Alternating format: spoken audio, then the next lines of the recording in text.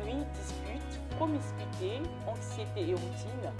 Tel a été le quotidien auquel les couples ont été soumis pendant le confinement, période inédite à laquelle personne ne s'était préparé, mais qui a suffisamment coloré les relations entre conjoints. Ce soir, nous parlons donc de l'impact du confinement sur les couples avec nos invités.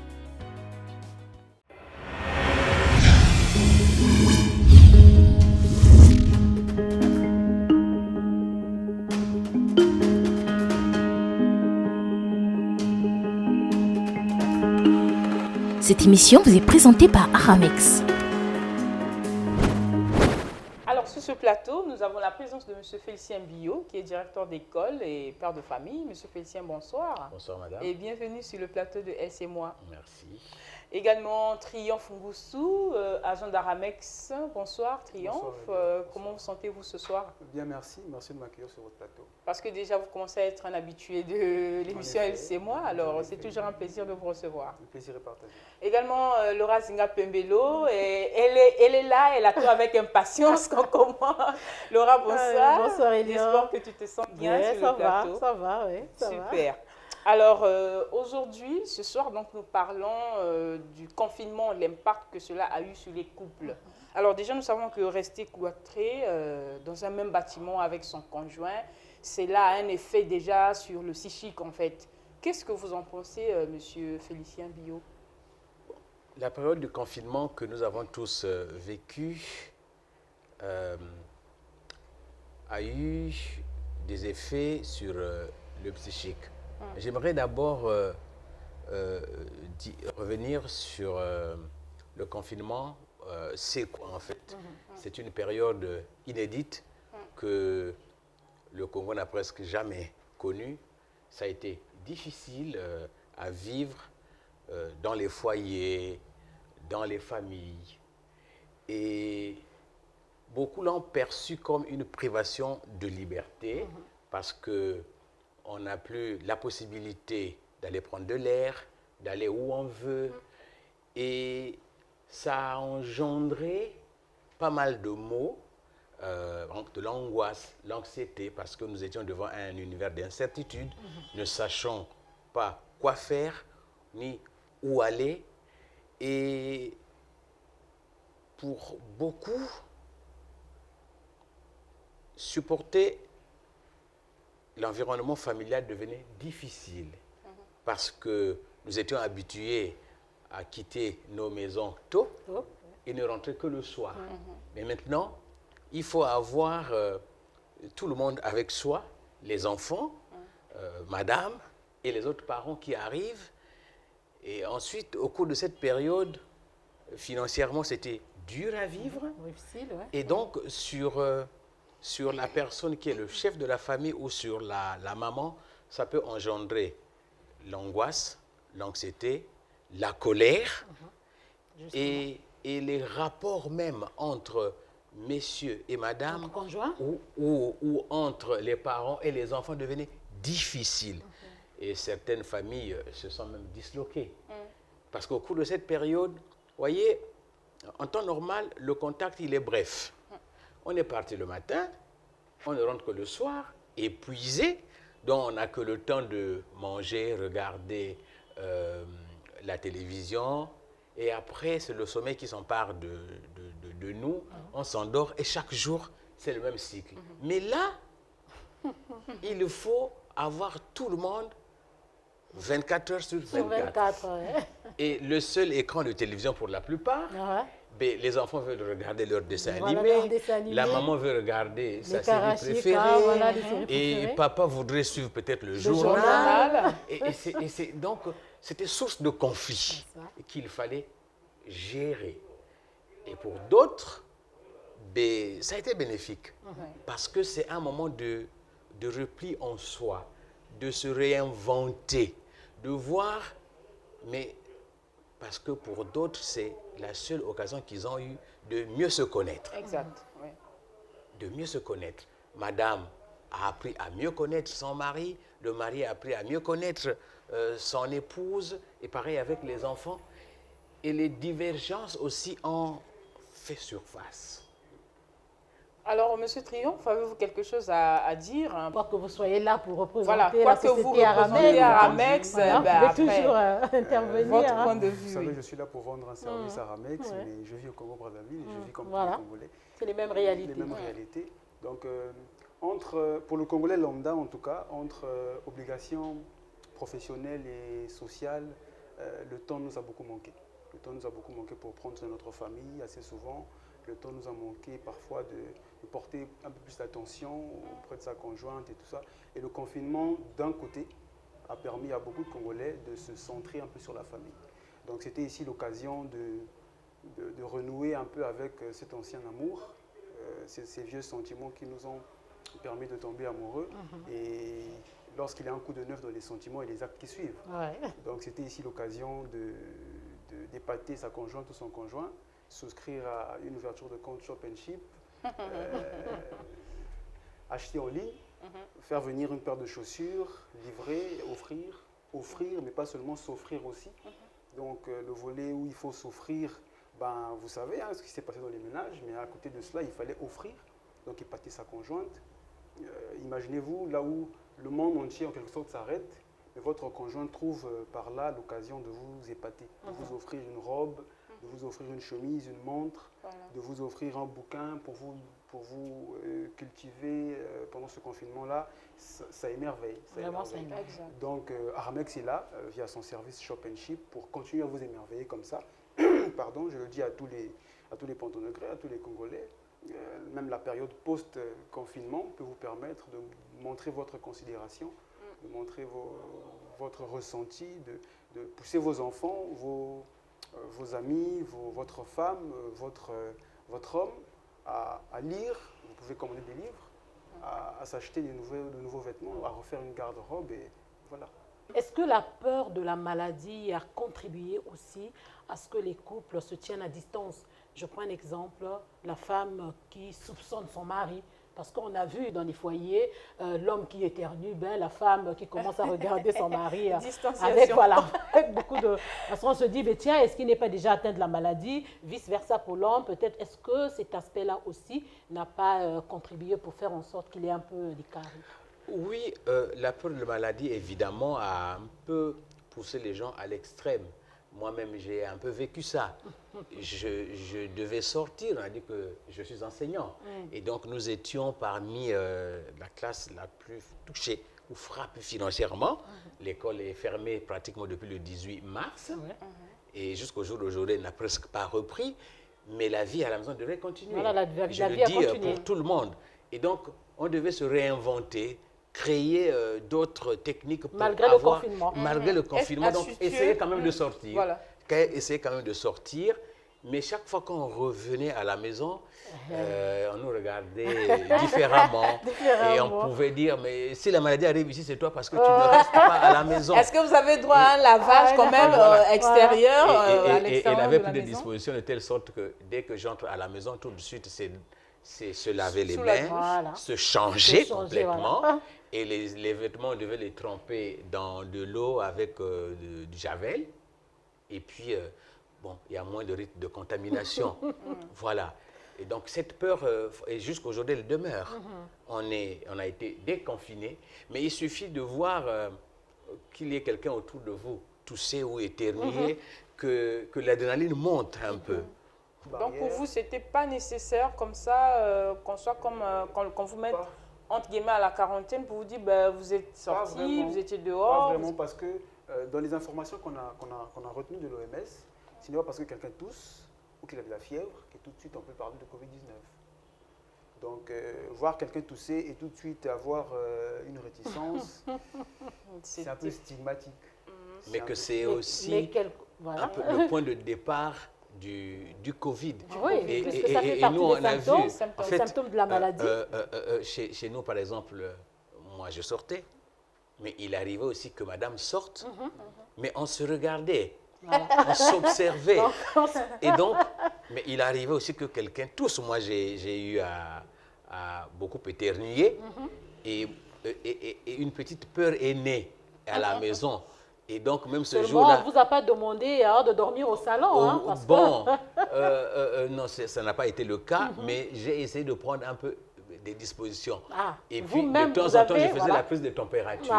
Ça, oui, mais parce à que... l'insu de votre femme? Non, non, non, elle ne savait pas. Elle ne savait pas. Prendre un peu la température pour voir, parce que lorsque vous éternuez sans cesse et que vous commencez un peu à faire de la fièvre, et surtout, parce que madame, si ma mémoire ne me trahit pas, elle a eu une grippe, mais alors sévère. On a donné tous les produits, ça n'allait pas, elle a même eu mal à la gorge. Elle a même eu mal à la gorge et de la fièvre. Et on commence à se dire, tous les symptômes, mais elle était presque là. Voilà. Moi, j'ai même dit, mais on part à l'hôpital. Elle dit, non, moi je sais par expérience, ça fait plus de 20 ans qu'on est ensemble, que quand elle fait une grippe, c'est vraiment compliqué. Je savais que c'était une grippe, mais qui finirait par passer. Mais elle se disait, si on part à l'hôpital, on risque de me retenir. Là-bas, on me prendrait pour un cas. Mais à votre niveau, M. Félicien, n'avez-vous pas craint de la toucher, d'être plus près d'elle? Parce que c'est vrai que vous connaissez sa situation. Est-ce que votre intimité a subi un petit peu quand même? Pour être franc, un peu, mais étant donné qu'on est mariés, je ne pouvais pas trop garder la distance entre elle et moi. Parce que, bon, on est fait pour vivre ensemble. Pour le meilleur et pour le pire. Voilà. Et donc, parce que votre épouse fait une fièvre et que vous commencez à prendre de la distance parce que vous craignez qu'elle soit atteinte du Covid, ce serait mal perçu. Mais bon, on ne dit pas aux gens de ne pas être prudents, mais lorsqu'on est marié, vous dormez dans le même lit, c'est difficile que vous mettiez 1 mètre de distance pendant plus de 2 jours. Vous devez manger à table aussi, vous n'aurez pas de masque. Donc, dans tous les cas, si l'un est contaminé, il y a de fortes chances que l'autre aussi le soit. Mais que l'amour doit demeurer. Mais on a vu des hommes refuser l'accès à la maison à leurs femmes pour le simple fait qu'elles ont éternué. On a vu des femmes refuser d'embrasser leur mari pour le simple fait qu'il fallait respecter la distanciation sociale. Pensez-vous que ces comportements soient responsables, soient dignes d'un couple ou des couples? Moi, je pense que par amour, si je pense que j'ai été dans un milieu, parce qu'une fois j'ai été à Titi pour recevoir le colis venu du village, mais c'était un monde fou. Je n'ai jamais vu un monde comme ça au fond de Titi. Quoique j'avais ma bavette, en rentrant, je commençais un peu à surveiller ma santé. Mais si l'un des conjoints constate que je me suis mise un peu en danger, mais le temps de voir clair, parce que la période d'incubation va de 2 à 14 jours, justement. Et se mettre un peu à l'écart pendant 5 jours ou 3, question de s'assurer de sa santé, je ne vois pas que ce soit une mauvaise chose. À ce moment-là, on communique, on dialogue. Bien entendu, parce que tant qu'il y a la communication, moi je pense que je traiterais de mauvais ou dans notre société, on peut parler de sorcier, cet homme-là qui s'est mis en danger et qui arrive à la maison et qui dit rien. Consciemment, oui. Qui dit rien. Moi, je pense que c'est une attitude irresponsable. Et c'est pareil pour l'épouse aussi. Si elle s'est mise en danger, il y a de quoi rester un peu en retrait. Je dis un peu en retrait. Parce que si on reste longtemps éloigné l'un de l'autre, d'autres conséquences pourraient venir. Voilà. Alors, Monsieur Bio, vous avez parlé tout à l'heure du manque de transparence qui pouvait exister avant le confinement. Donc, l'homme était habitué comme ça à donner à sa femme à la demande. Et puis, voilà, donc, la femme n'avait aucune mainmise sur le salaire ou le bulletin de paie de son mari. Est-ce que vous pensez que cette question-là a été résolue pour certains pendant le confinement? Parce qu'après, vous vous retrouvez avec rien, vous n'avez plus rien. Vous êtes obligé de dire à votre femme que, chérie, écoute, je n'ai plus rien. Et là, la femme pouvait donc avoir en sa possession votre bulletin de paie. Que pensez-vous de cela? Je pense que lorsqu'on est vraiment marié, moi, c'est vrai qu'officiellement, je n'ai pas encore d'alliance, mais je vis maritalement depuis 20 ans. Je fus l'un de ceux qui ne montrait pas son revenu à son épouse. pendant les 3 premières années. Mais c'est après avoir fait le bilan d'octobre à juin. J'avais un salaire de temps, j'avais des encadrements qui me rapportaient tant, et j'ai donné tant pour la popote, tant pour le loyer. Et j'ai regardé ce qui me restait, ce qui devait en fait me rester. C'était bien plus que ce que je dépensais. Mais en fin de compte, quand on arrive en fin d'année, je n'ai plus rien. Je me posais la question, mais qu'est-ce que j'ai fait avec cet argent?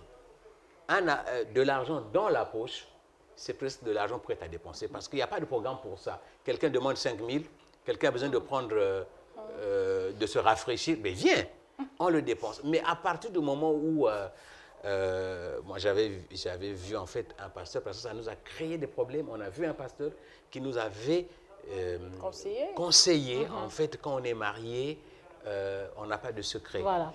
Parce que si monsieur n'a plus de travail, de madame vie travaille, voilà. Et on a commencé à tout mettre ensemble. Et c'est à partir de ce moment-là qu'on a commencé à progresser. C'est à partir de ce moment qu'on a commencé à avoir des économies et à voir la vie un peu de manière plus fructueuse. Donc, je dirais au couple, surtout à mes amis, à mes frères hommes, si on ne peut pas être transparent à 100%, soyons même à 90%. Même à 90%. Même à 90%. De telle sorte que vous fassiez un programme avec votre épouse. Vous savez ce que vous pouvez faire, ce que vous ne pouvez pas faire. Ça vous permettrait d'avancer et d'éviter des malentendus, des incompréhensions. Et moi, j'entendais, nous qui habitons dans les quartiers populaires, certaines femmes se criaient « Ah, moi aussi, j'ai maintenant enfin un mari. » Parce que c'était l'occasion pour ces femmes d'avoir leur mari avec elles. Avec elles. Il y a beaucoup de femmes qui ne les voyaient que vers 22h, 23h. Mais là, il fallait que le monsieur soit là. Et nous, vous savez, nous les hommes, quand on n'a plus d'argent, on devient comme des bébés. Comme des bébés. Comme des bébés, même pour entendre notre voix, c'est difficile. Tout doux, Voilà, on tout devient docile tout doux, à la justement. maison. Et c'est là- Ce qui est bien, monsieur Félicien, c'est que ça sort d'un homme. Ça sort et donc, d'un je crois homme, que voilà, et et donc, là, on les hommes dira qui nous pas suivent, que- et on ils se dira pas retrouvent. que, ouais, les Voilà. femmes qui En sont... tout cas, en période de galère, les hommes deviennent, comme on a dit, tout doux. Mais quand ils ont un peu dans la poche, Voilà. ah, c'est quoi? Voilà, Donc, je c'est ne pas des sortir. lions, hein. Mais voilà, vous devenez comme des Des petits lions. tigres, hein. Et on devient un agneau lorsqu'on a On n'a pratiquement plus rien, hein. Et c'est ça aussi qui a certainement suscité la colère de certaines femmes. Je peux les comprendre. Quand tu avais de l'argent, je ne te voyais pas. Tu Ah, ça. me parlais mal. Maintenant que tu n'as plus rien, Là, et tu te es là voilà à la là à la maison, maison voilà, et et- tu veux que je me débrouille comme les autres femmes. Parce qu'avant, on se moquait des femmes qui, quand on appelle les Muyarangoto, quittaient la maison à 5 h du matin, rentraient à 21 h. On se disait, ben, écoutez. Mais ce sont ces femmes-là qui ont mieux géré leur foyer pendant Pendant cette cette période. période de confinement. Elles ont Comme pour aidé leur dire mari. aussi Voilà. aux dames, aux hommes, j'ai dit, il faut être transparent, mais aux dames ou aux femmes, je dirais, surtout si elles ne travaillent pas, de ne pas tout attendre de l'homme. Nous avions été unis par les parents et par Dieu et par l'État, mais quand on nous unit, il n'y a pas que les corps qui sont unis. C'est nos âmes aussi qui sont unies, nos moyens financiers et même matériels. Donc, ce qui appartient à monsieur appartient à madame. Ce qui appartient à madame appartient Appartient à au monsieur.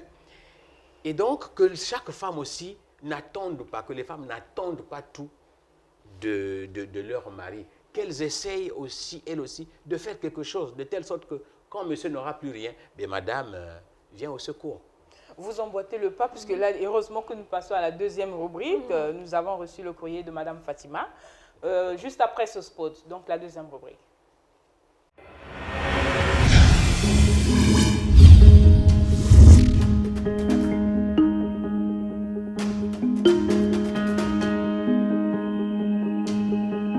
Alors, dans cette deuxième rubrique, rubrique courrier, nous avons reçu la lettre de Madame Fatima, à Dakar, au Sénégal, qui est mariée depuis 6 ans et qui a découvert le bulletin de paie de son mari pendant cette période de confinement.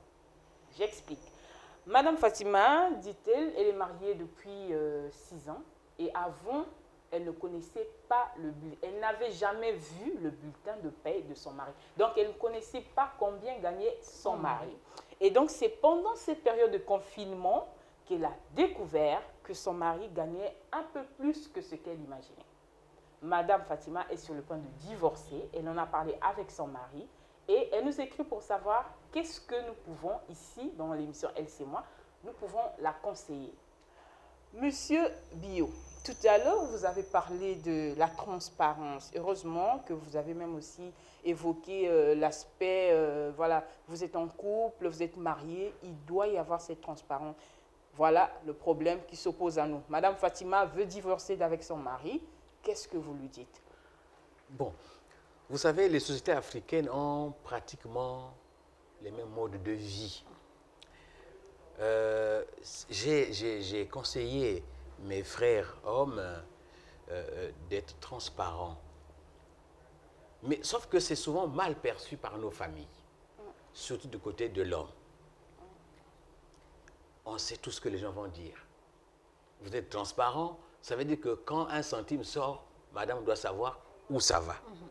Et ça, c'est bon lorsque vous avez une bonne épouse. Ce n'est pas avec n'importe quelle femme qu'on va être transparent. Ah bon. J'aimerais aussi dire, ce n'est pas toute femme qui mérite d'être au foyer. Wow. Exact. Donc, lorsqu'on a eu un bon mariage, parce qu'on a fait un bon choix, j'aurais pu dire, lorsqu'on a rencontré l'âme sœur, on est obligé d'être transparent. Et donc, demander le divorce parce que madame vient de découvrir pendant la période du confinement que le mari gagnait un peu plus, je pense que madame devrait avoir un peu de recul. Chercher à savoir qu'est-ce que monsieur a fait avec l'excédent, qu'on ne montrait pas d'abord. Parce qu'il y a certains hommes qui arrivent à acheter des parcelles, construire et présenter cela à madame au moment venu. Comme un cadeau. Comme un cadeau. Bon, écoutez, tu te plaignais, voici ce que je faisais avec l'excédent, l'argent que je mettais de côté. Et si, en revanche, il n'y a rien à présenter à madame, ça doit être l'occasion de prendre un nouveau départ. Puisqu'ici, Madame Fatima demande conseil, qu'est-ce que vous pourrez lui dire au cas où voilà, le mari a dépensé comme ça, acheté plutôt parcelle, voiture à ses maîtresses, hein, entre guillemets, comme ça. Voilà, prenons ce cas-là. Le mariage n'est pas un jeu. On s'unit aujourd'hui et demain on se sépare. On est unis pour la vie. Et il s'agit pour elle de rechercher les causes. Pourquoi le mari mettait de l'argent de côté sans le lui dire? Et puis de prendre un nouveau départ. Ils peuvent rebondir, ils peuvent recommencer. Hein, nous les hommes, je l'ai dit, nous sommes comme des enfants. Nous sommes comme des enfants. Et donc, dans un foyer, le véritable chef, la gardienne de la maison, c'est madame. Et donc, à elle de reprendre son mari comme si c'était son enfant à elle. Et ils peuvent former un couple merveilleux. Alors donc, Monsieur Bio, pour vous, votre conseil à Madame Fatima, c'est de faire un travail de fond avec son mari, qu'elle n'opte pas pour le divorce, et prendre un nouveau départ, c'est bien ça? C'est cela. Sinon, c'est les enfants, s'il y en a, qui vont en pâtir. Alors tout de suite, nous allons passer à la troisième rubrique pour parler de l'astuce culinaire, comment faire du jus de fruits fait maison.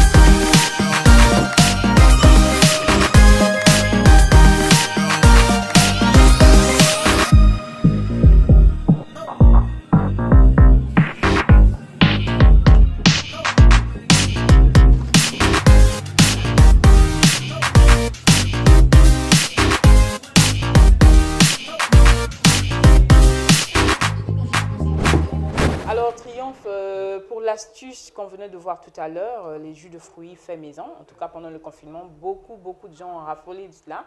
Est-ce que vous avez comme ça des articles que les gens peuvent acheter pour permettre de réaliser cela rapidement, juste à la maison? Bien entendu. J'espère que la réalisation va nous aider dans ce sens-là. Il y a beaucoup d'articles en ligne qui permettent de faire des jus de fruits ou de préparation fait maison. Voilà, je peux vous proposer comme ça AutoCuisto, qui vous permet de faire cuire votre repas sans être présent. Donc vous programmez la durée de la cuisson et vous pouvez aller discuter avec votre époux, entreprendre des jeux avec vos enfants.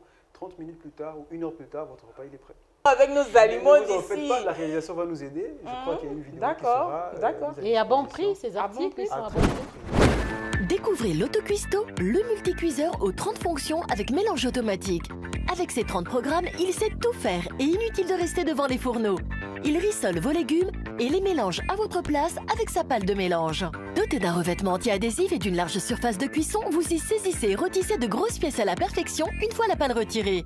Pratique, vous programmez la cuisson jusqu'à 24 heures à l'avance et vos plats sont automatiquement maintenus au chaud jusqu'à l'heure du repas. Cuisson du riz nature, pilaf au risotto ou encore mijotage de plats fondants et savoureux, tout est possible avec l'AutoCuisto. Tout en un, il se transforme aussi en friteuse pour régaler votre famille et vos amis et vous permet ainsi de gagner de la place dans votre cuisine. Réalisez de délicieux confits avec son programme Confire ou encore des plats de pâtes express qui se mélangeront tout seuls grâce au programme spécial pâtes dédiées. Les possibilités sont infinies. Vous êtes plutôt cuisine vapeur? Là aussi, l'AutoCuisto s'occupe de tout pour une cuisson saine, sans matière grasse. Côté dessert, avec l'AutoCuisto, vous réussissez aussi bien vos yaourts que vos confitures ou vos gâteaux. Sans oublier le pain ou la brioche fait maison, un véritable régal pour toute la famille. Avec le programme pain, la pâte à pain lève et cuit ensuite automatiquement dans la cuve. Laissez-le faire, l'AutoCuisto s'occupe de tout, de l'entrée au dessert. Donc, AutoCuisto vous fait 5 appareils en même temps. C'est-à-dire que vous n'avez plus besoin d'un micro-ondes, vous n'avez plus besoin d'un autocuisseur, vous n'avez plus besoin d'une friteuse, donc à moindre coût. Et comme toujours, Aramex donc, se charge Aramex de la se charge, transition, voilà. de l'importation, non, l'exportation. et tout. L'importation comme de l'exportation, comme vous voulez. Mais dans ce cas précis, Aramex se charge de l'importation de ce mini-robot, de cette mini-machine jusqu'à votre domicile. Alors, Monsieur Bio, ça vous dirait un appareil comme ça pour les jus faits maison, une surprise à votre épouse, Justement, peut-être? voilà pourquoi j'ai même envie de dire, mais combien est-ce que ça coûte? Parce que j'aimerais Je vous en prie, l'acquérir. vous pouvez toujours passer à notre Vous centre pouvez de prendre service. contact de toute Voilà. façon. Voilà. Rond-point Kassaï, D'accord. entre Papa Karachi et Megastore, Ok. en face de Arium Travel. Voilà, ou si vous voulez, appelez le 05, le 724, 44 deux fois. Donc je répète pour meilleure audition. D'accord.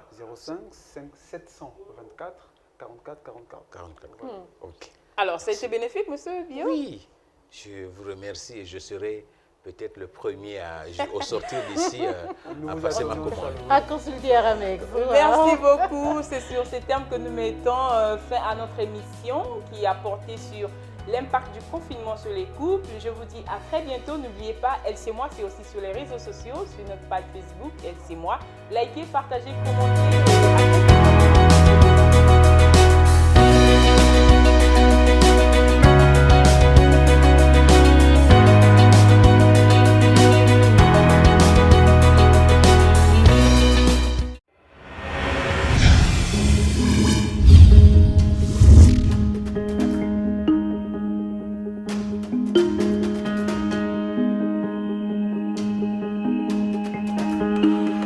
Cette émission vous est présentée par Aramex.